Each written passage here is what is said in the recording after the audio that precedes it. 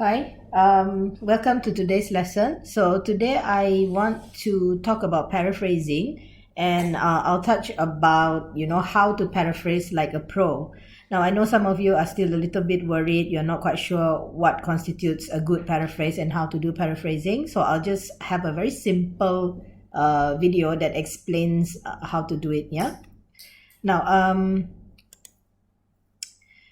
what is paraphrasing? So essentially, paraphrasing is when you read something and you use your own words to explain or to rewrite what you have read from a text.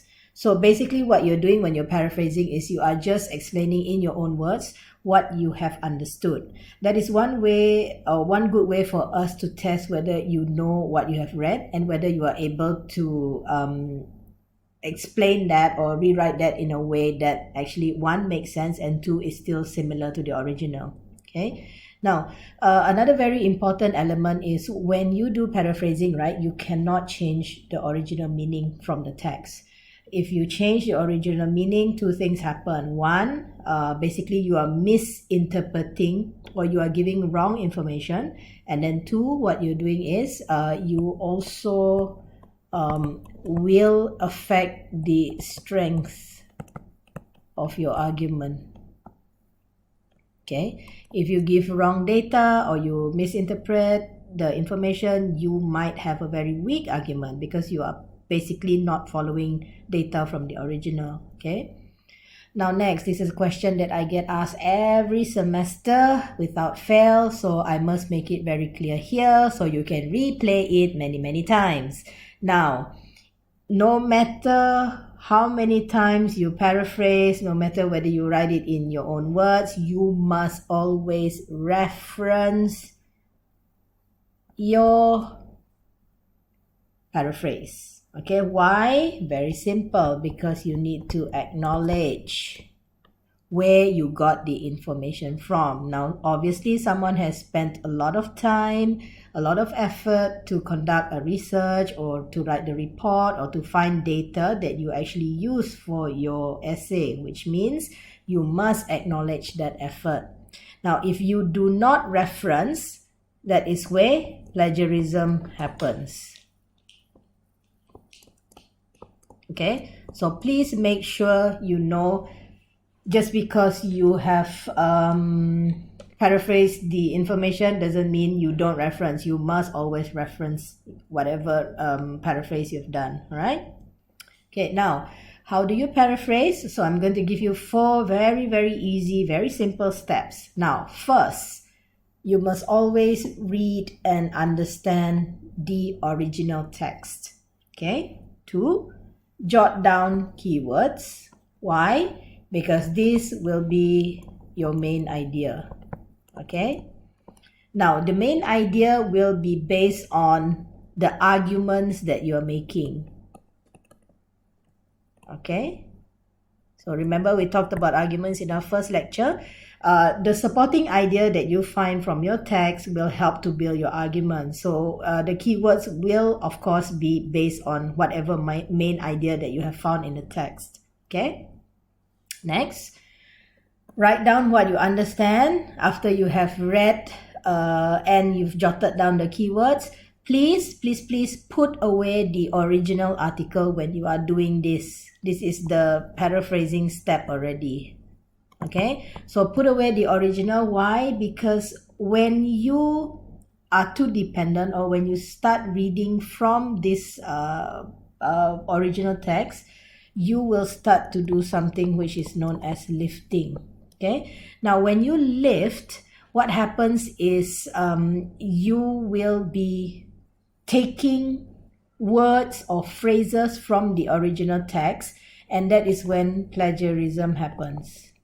Okay, so please try to avoid depending too much on the original, because that is the time when you will start to take certain words or phrases, especially if you can't find a word of similar meaning, or maybe you are scared when you paraphrase it doesn't sound as good as the original, or you don't maybe have the language to paraphrase effectively. Okay, so please again put away the original when you do this.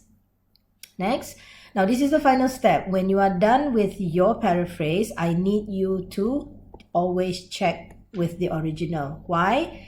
Because you want to make sure, one, you did not lift or copy, okay? And two, you did not change the meaning at all from the original. Yeah, so please do that. So the final step of paraphrasing is always check your paraphrase against the original. Yeah. Okay, moving on. Some of the basic rules of paraphrasing. So let's say, for example, I give you this sentence. The original sentence is, according to a research done, 70% of smokers claim that they have tried to quit smoking. Now, maybe you try your first paraphrase, okay? So first paraphrase is like this.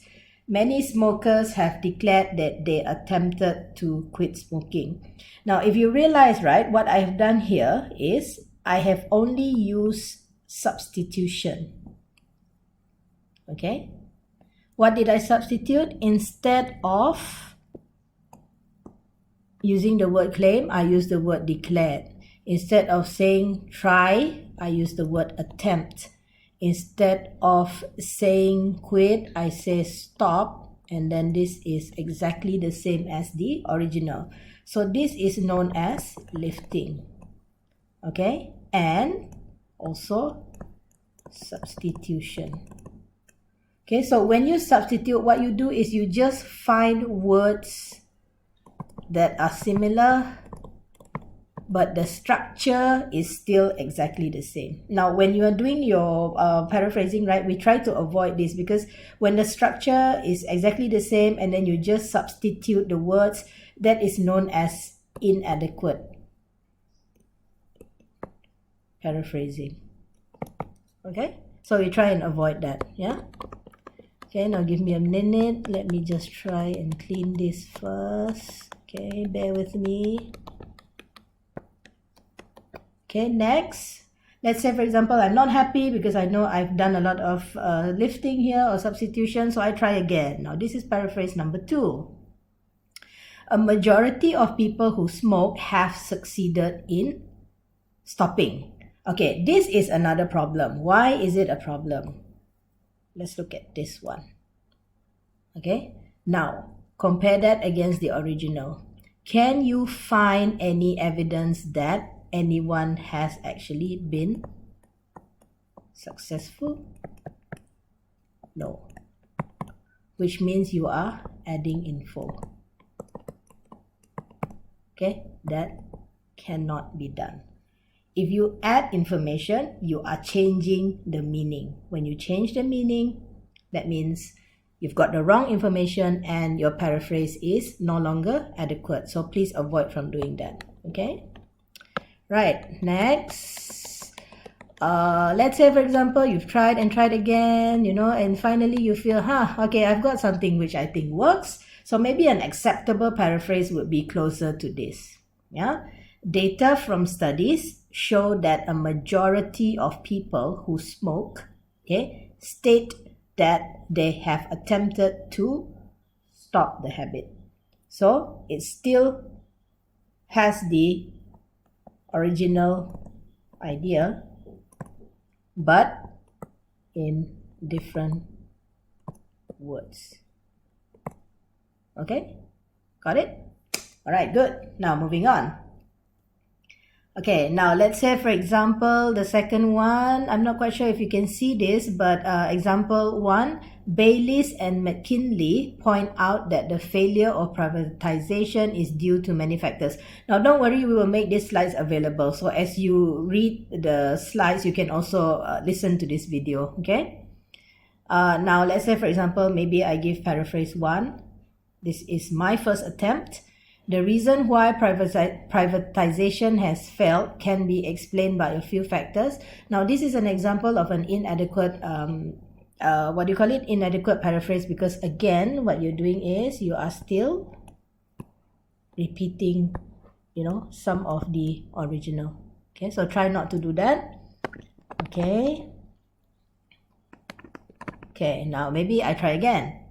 Paraphrase 2, I try to improve it a little bit. There are numerous reasons why privatization has not succeeded in America. Now, why do I do that? This is also an example of an inadequate paraphrase. Why? Because nowhere in the original does it mention the place. Okay, so what you're doing is you are adding extra info. Yeah, which means again, it's not a good paraphrase.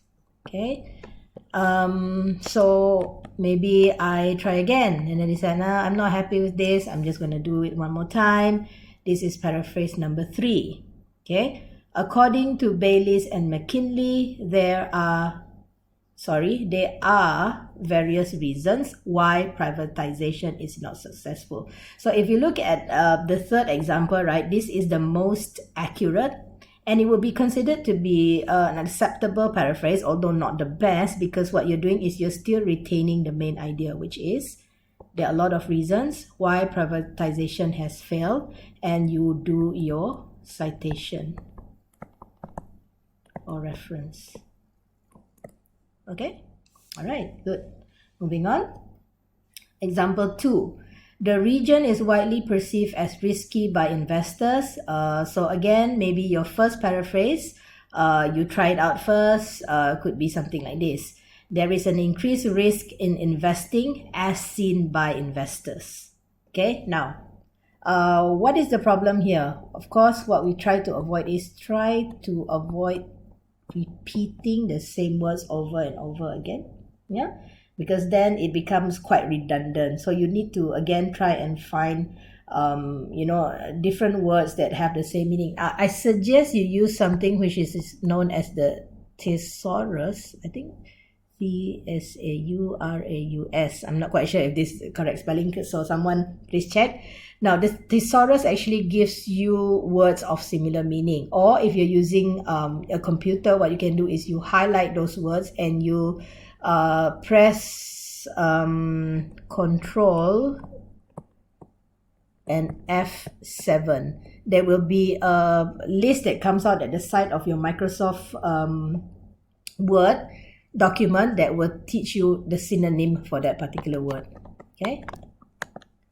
All right, next, maybe I try again. So my second paraphrase could be this one. Investors believe that investment here is risky. Okay, this one is probably not considered a good and adequate paraphrase, because again, what you're doing is you are simplifying the idea, and also you are not including this important main point, which is investing in that particular area or region is very risky due to whatever reason. Okay, now maybe I want to change it, I'm still not satisfied, so I go to the third paraphrase, and the third paraphrase is, okay, this one.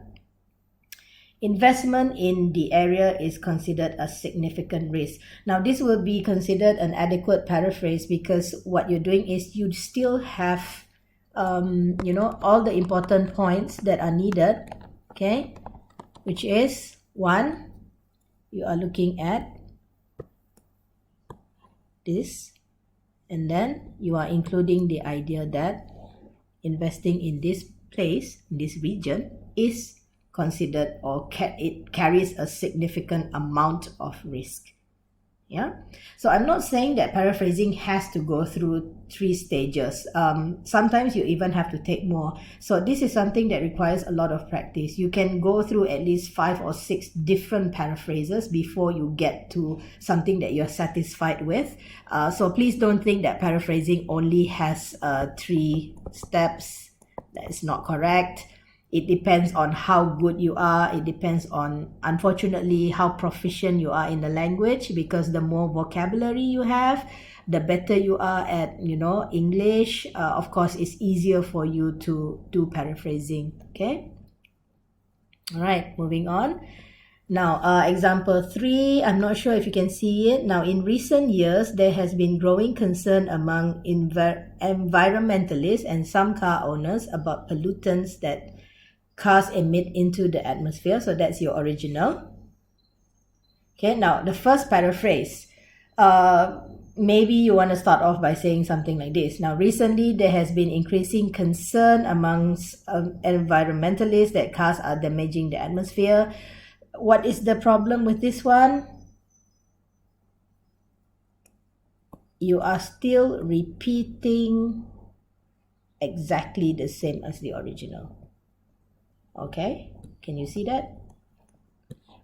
So what you're doing is you are just substituting the information, which we try to, of course, avoid. Yeah. Okay.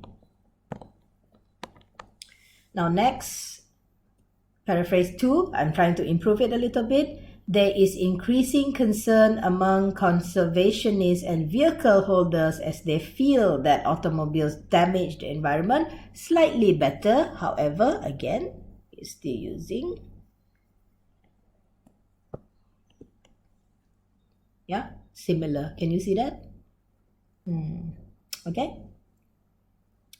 Now, again, what I can do is I'm probably not so happy with this, so I try a third time, a third paraphrase. So a third paraphrase would be, conservationists and vehicle holders are getting alarmed by the damage that automobiles cause to the environment. So this would be the best paraphrase because one, you have actually changed the structure. If you look at the structure of this one, you have changed it from an active to a passive sentence.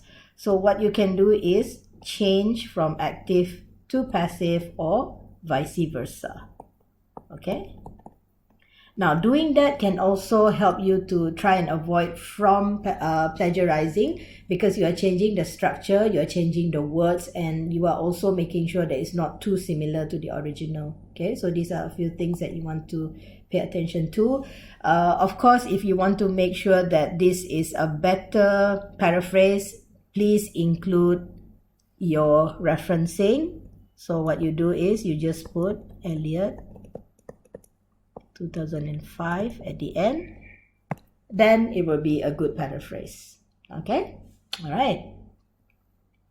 Now, just to recap, so the first thing that I want you to make sure of, or I want you to remember is, one, never, never, never change the meaning of the original sentence. Two, do not add extra information. Three, don't just substitute. Please find synonyms.